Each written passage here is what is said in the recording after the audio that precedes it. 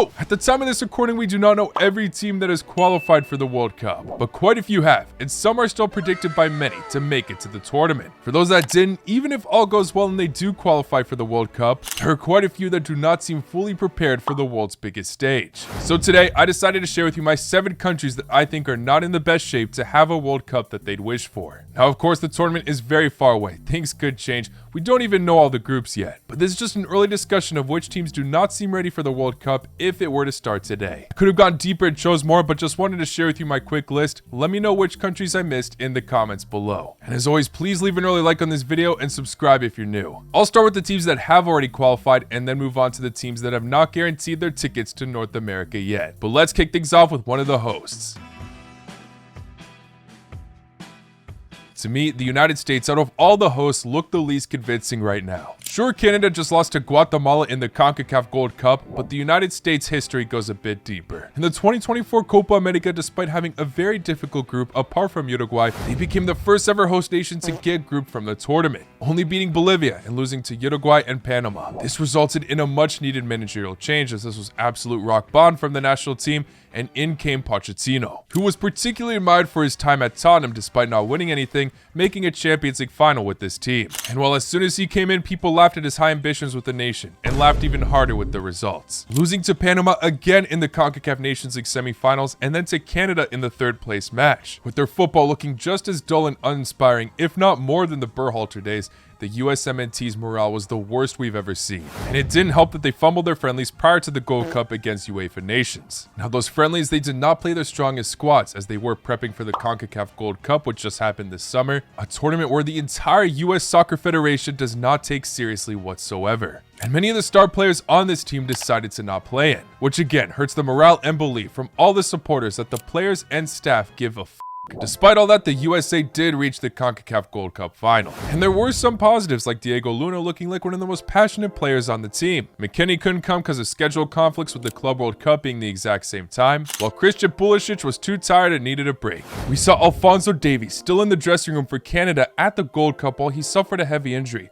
But Captain America didn't have any time to go to the matches. But he sure did have time to work on his documentary, where he called out ex-USMNT legends for all the criticism of lack of passion. I mean, every decision he makes is scrutinized.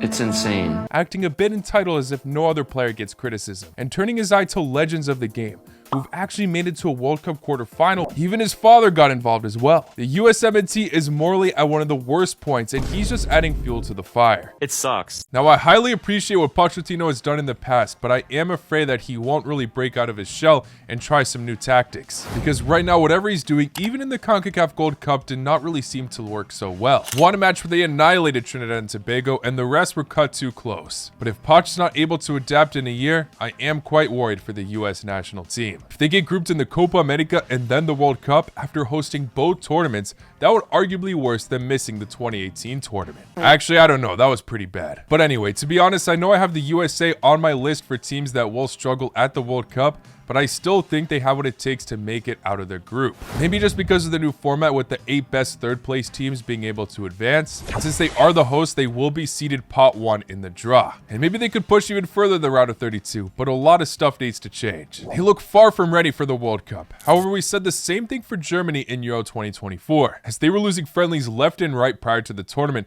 but they became one of the best performing teams when it mattered. And the United States in past World Cups thrived when they were considered the underdogs. So they do have what it takes to make it out of the first round at least, but I still don't think that's saying much. Mentality and tactics are horrible right now, so Pochettino needs to wake up fast.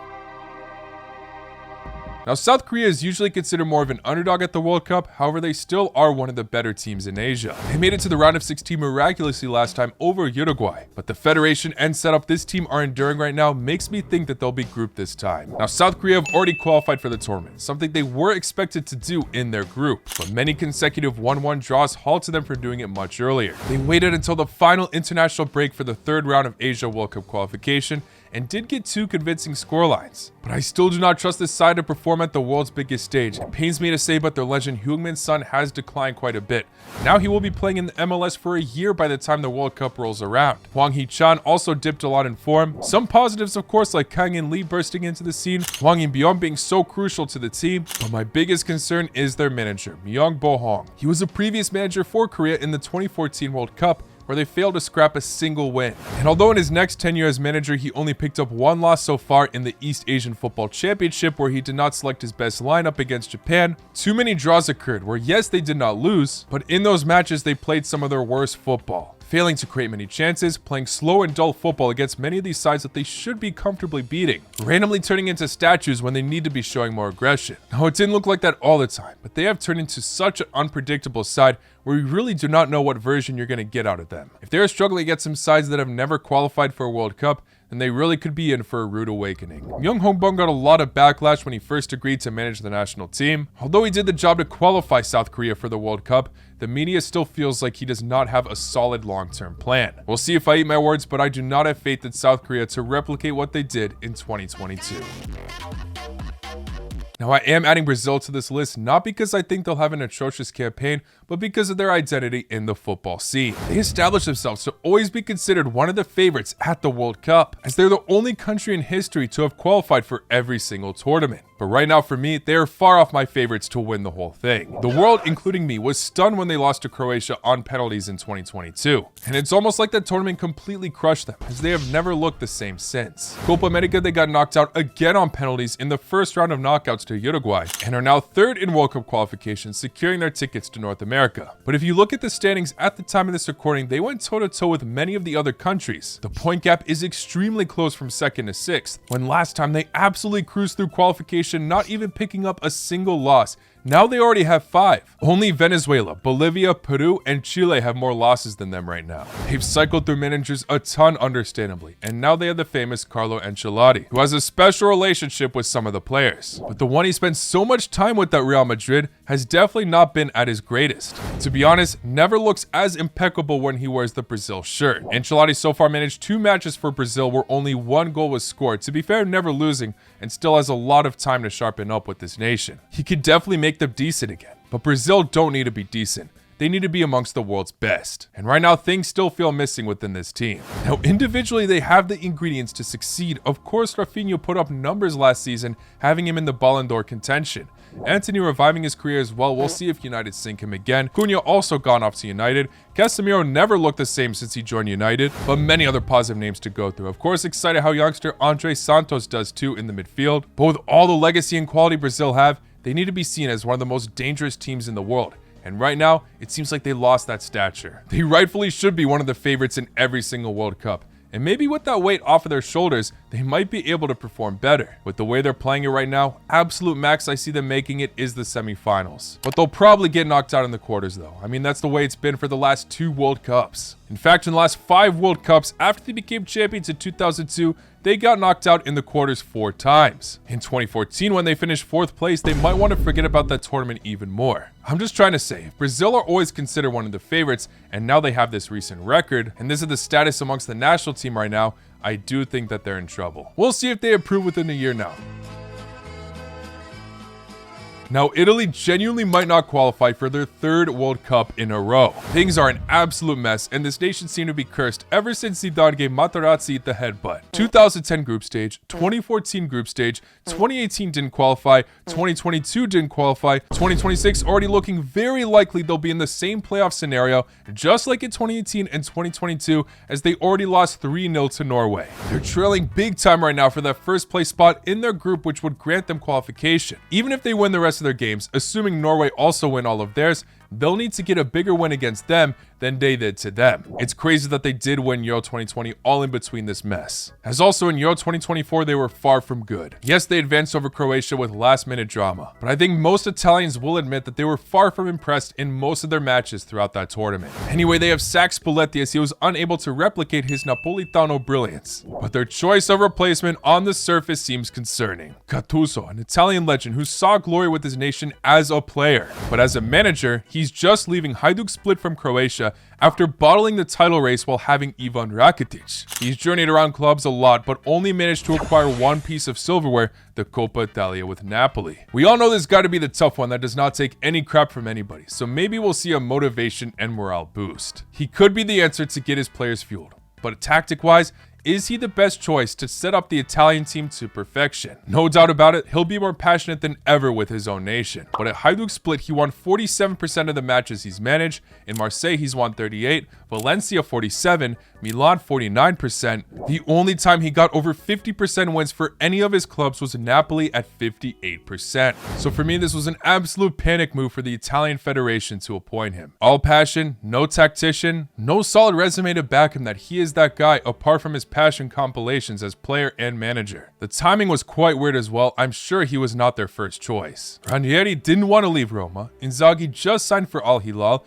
Ancelotti goes to Brazil, so you take the guy that fumbled with a Croatian club. Italian football as a whole has lost its soul, and they could easily struggle in that projected playoff spot, just like they did in 2018 and 2022. But let's say they don't, and they do qualify for the World Cup finally. Still, I would not be fully convinced that the national team fixed all their issues. Even a few of the players look to completely lack hunger. Retegui, for example, had a phenomenal season with Atalanta, getting 33 direct goal contributions in the Serie A. Clearly one of Italy's best forward options, but while he is at his prime, at the age of 26, he has gone to Saudi Arabian club Al Qadsiya. Of course, he is not the first top player to go to a Saudi Arabian club, but Italy are in dire need of their talent to be flourishing. And playing in Saudi Arabia always runs the risk of not being immersed in top competition. The timing of this transfer is awful, and I know he's not the only forward option Italy have, and he wasn't so incredible with the national team to begin with. But with everything I've said in the repeated history, I think it's still totally valid to be worried what the future of this team holds. And what Retegui has done is certainly not going to help. Now, Serbia do not have the best World Cup history amongst all the teams I'm mentioning in this video. Their biggest accomplishment at the actual tournament was defeating Germany in 2010, but still getting grouped. They have been grouped every single time, but looking at many projected predictions of teams that will qualify, Serbia always seems to be on the list. So let's talk about how even if they do qualify, they'll probably continue the group stage tradition. To be fair, it makes sense why so many have Serbia qualifying for the tournament, as the only one they have missed since becoming an independent nation was 2014. Their qualification campaigns have been stunning as well, like the last one where they defeated Portugal for the 2022 tournament, automatically qualifying over them. However, it's almost like that moment is the reason why they're still keeping their manager Dragan Stojkovic. I really admired this guy at first. I also was really impressed with the fleet he achieved. And he was an incredible player for Yugoslavia as well. Seemed like a match made in heaven for Serbia to have a manager like that, but it's just not the same case anymore these days. He's had a falling out with many quality players. Now refusing to take Milinkovic-Savic back on the team for rejecting some previous call-ups. Serbia are loaded in the goalkeeper department, but they are missing one of their best options, Filar, for the same reason. He was one of the most impressive goalkeepers last season, and he is considering to change his allegiance to Belgium since he does not have any proper caps for the Serbian national team. Tadic said he will not return as long as Pixie is coach, or now his chance to make the national team are even slimmer as he's just gone to play club football in the UAE, leaving Fenerbahce. He is not the only player from Serbia to fall out of some of the best leagues in Europe, as Luka Jovic has gone to AEK in Greece after spending so much time in Germany, Spain, and Italy. Now, I talked about Retegui heading to Saudi Arabia, while Serbia striker Mitrovic and player I just mentioned Milinkovic-Savic are both there, but I do think the circumstances are different with Italy in a much more desperate situation. And not to mention Mitrovic and Milinkovic-Savic are still training with some of the best players at Al Hilal, one of the best teams on paper in Saudi Arabia. Sticking with their striker options, the famous Dusan Vlahovic at the time of this recording has significantly dipped in form and seems to have a broken relationship with his club Juventus right now. Now, with lots of negatives across this team and some broken relationships everywhere, there are some positives. Like I said, Serbia have too many goalies to rely on, so even without Filar, they actually are decent in this department. Not to mention Milinkovic transformed himself at Nottingham Forest,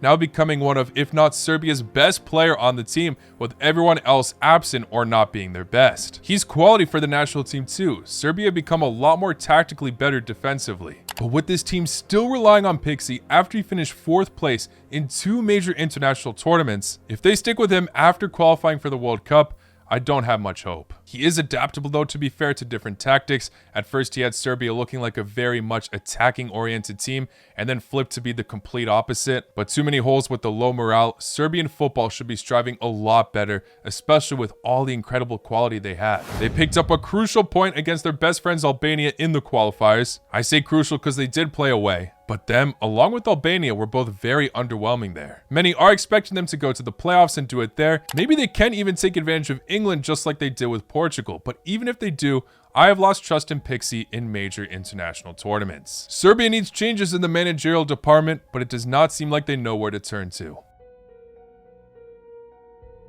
Speaking of football federations to seem to be all over the place, Belgium is a perfect example as well. Yes, it is not the same golden generation we saw prior, but that's old news now. Belgium are still considered a top team and should be striving for a lot in major international tournaments. They have the attack, they have the midfield, but the defense is not to be trusted. Wout Faes, for example, is still getting minutes after being one of the worst defenders in the Premier League last season, also leading the national team to many clumsy errors. Now, I do think they are slowly improving in this regard, but I think it'll take more time than they expect. De Baas is establishing himself, De Toiper is gaining a more global appearance just signing for Brighton, so who knows what they'll be in a year's time. The manager drama recently as well. Tedesco was no good, don't get me wrong, even breaking a relationship with their best goalkeeper, Courtois. Courtois refused to play for the national team with him in charge. As soon as he got sacked, he came back, but then their new starter, Castells, retires from the national team due to accepting Courtois so quickly, with the Real Madrid goalkeeper being absent for 18 months. Anyway, Rudi Garcia is now there, who I don't think is the perfect replacement. He had quite a quick falling out with Al Nassr and Napoli before joining the Red Devils, and his first match for the country was a loss, where thankfully they came back in the second leg against Ukraine. In the World Cup qualifiers, they're undefeated so far, but I would not say either of their matches so far were convincing performances. They have one of the easiest groups on paper, and they could not even defeat Macedonia, and defeated Wales but conceded 3 goals to them. Belgium were up 3-0 at halftime, by the way. Anyway, Belgium's decline has been quite noticeable after getting grouped at the World Cup, and then barely squeezing out of their doable Euro group on paper, sharing points with everyone else. Their performances outside of the last 2 major international tournaments do not suggest to me that they'll be prepared for World Cup 2026. I think they'll qualify, but just like Euro 2024, just barely squeezing out of the group stage, and then getting knocked out of the first or second round when this side should be pushing for quarterfinals minimum. One of Africa's most popular teams, the Super Eagles, are in a terrible state right now in World Cup qualification, where they are still mathematically in the race, but it will be tough as the other teams in their group, specifically South Africa, are in incredible form. However, good news for them, South Africa is facing a potential point deduction for fielding an ineligible player. They will lose 3 points if it comes true, so if it happens, Nigeria would be 3 points behind Bafana Bafana instead of 6, when there are 4 more match days to go. But will Nigeria actually catch up? They have a star-studded attack and actually some decent players in the back line. But this campaign, they gave Benin their first ever victory against the Super Eagles, and then most recently drew with Zimbabwe, their second 1-1 draw to them. In fact, they've given every single one of these teams some points besides Rwanda. Now they have appointed a decent manager that could take them back on track, Eric Chele, who's done great stuff with Mali previously, but still have yet to really have any explosive results with him. Those 2 losses can't really knock him. That tournament in particular did not allow him to field his best selection. Nigeria are getting opportunities left and right to climb that ladder and qualify for the World Cup. But will they take advantage? Even if they do, this national team do not seem to be playing at their full potential, and they should be only expecting the best with the quality they have. They really need to improve from here for me to be convinced and change my mind on them. But there you have it, guys. That's my quick list of teams that I do see struggling at the World Cup if they do make it, with nearly half of this list already being teams that have qualified, obviously. Let me know any teams that I missed out on in the comments below. Thank you all for making it to the end. If you did enjoy, please hit the like button and subscribe for much more World Cup content to come. Anyway, I'll see you all very, very soon. Take care. Boa noite.